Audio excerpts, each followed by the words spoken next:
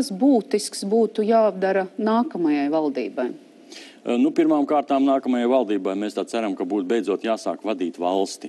Pirmām kārtām mēs gribētu, lai būtu premjerministrs, kurš tik tiešām vada valdību, kurš virza savus ministrus tajā virzienā, tajos virzienos, kas ir ierakstīti valdības deklarācijā un rīcības plānā, kas prasa atbildību par to, kas tur ir ierakstīts. Es domāju, ka konkrētāk droši vien, kad valdība sastādot savu rīcības plānu un savu deklarāciju, šīs nozares visas arī iezīmēs, jo mēs nesastādām rīcības. Kura konkrēta nozara jums šķiet galīgi nav sasniegta pēc plāna, kas ir apstiprināts? Vēlreiz saku, ka es gribētu kopumā, lai valdības vadītājs vadītu, nevis komentētu ministru darbu, un katrs ministrs darbotos atsevišķi, bet valdība būtu kā komanda, un ministrs prezidents vadītu šīs komandas darbu.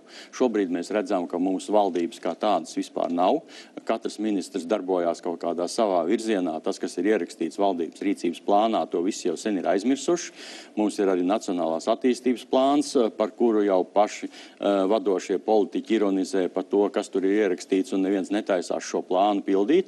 Es domāju, ka valdībai jābūt tai, kas ar valsts... Skaļas frāzes, bet jūs varat pateikt konkrētu rīcības 3 punktus, kas būtu jaunai valdībai jādara 3 punktus. Ja ir premjers, kas var vadīt valsti, kas viņam būtu jādara? Pirmām kārtām mēs gaidām to, ka tik tiešām būs premjers, kas vadīs valsti. Bet konkrēti sadarbībā ar arotbiedrībām.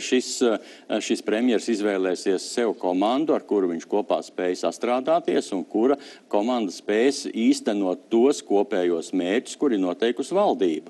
Valdība katras sava darbības cikla sākumā izstrādā savu deklarāciju. Šajā deklarācijā valdība ieraksta tos galvenos virzienus ekonomiskajā attīstībā. Rīgekungs, to jūs teicāt jau, bet attiecībā pret arotbiedrībām tieši. Kas būtu ar arotbiedrībām? Kuri punkti, darbi? Mēs esam valdības sadarbības partneri, un mēs gribam sadarboties ar stabilu valdību, ar stabilu partneri. Bet vienu rīcību nosauciet. Kas jums šobrīd nav izpildīts no pašreizējās valdības? Vienu punktu. Nē, es jums varu pateikt, tas ir tāds ļoti... Kurš mērķis nav sasniegts? Piezemēta pieeja, jo es jums vēlreiz teicu, mums ir Nacionālās rīcības plāns, kuru neviens nepilda. Bet vienu punktu no Nacionālās rīcības plāna nosauciet, kurš nav izpildīts. Nacionālās attīstības plāns ir līdz 20. gadam, tā kā viņš nevar būt šobrīd. Bet jūs jau tagad sakat, ka nekas nav izpildīts, bet jūs tagad sakat, ka ir 20. Piemēram, veselības aprūpei bija ierakstīts valdības rīcības plānā 14. gadā nodrošināt 4,5% no IKP. Nesapņos veselības aprūpe šie procenti nebūs, jo veselības ministri pateikusi, ka tie būs tikai 2020. gadā. Un tā jau mēs to rīcības plānu varam pa punktiem pārskatīt, un šeit nebūtu laika mums komentēt visu to, kas tur nav izdarīts. Bet kas ir svarīgākais ir tas, lai būtu stabila valdība, pie kuras mēs varētu aiziet un teikt, kungi, jūs esat savā rīcības plānā ierakstījuši šādu lietu. Piemēram, tos paši 4,5%. Kas mums kopā tagad ir jādara, mēs to īstenot, bet mums jau nav ko runāt. Valdība strādā kaut kādā savā ritmā, domā par savām spalvām, domā par saviem reitingiem, bet viņi nedomā par tautu, nedomā par tiem iedzīvotājiem, kuri Latvijā ir palikuši un šeit dzīvo.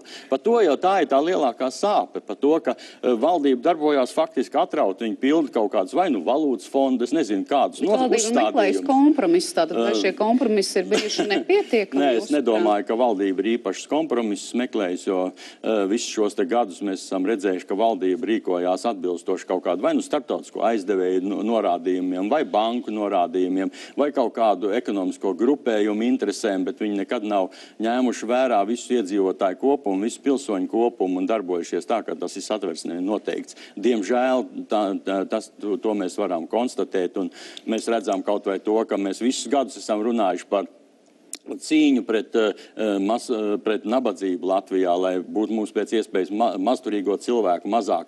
Valdība ir bijis pilnīgi neitrālā pozīcijā un to nav reaģējis. Šogad pirmo reizi valūtas fonds pateica to, ka jums taču ir ļoti daudz nabadzīgie cilvēki. Valdība uzreiz palēcās un metās īstenot to, ko valūtas fonds teica.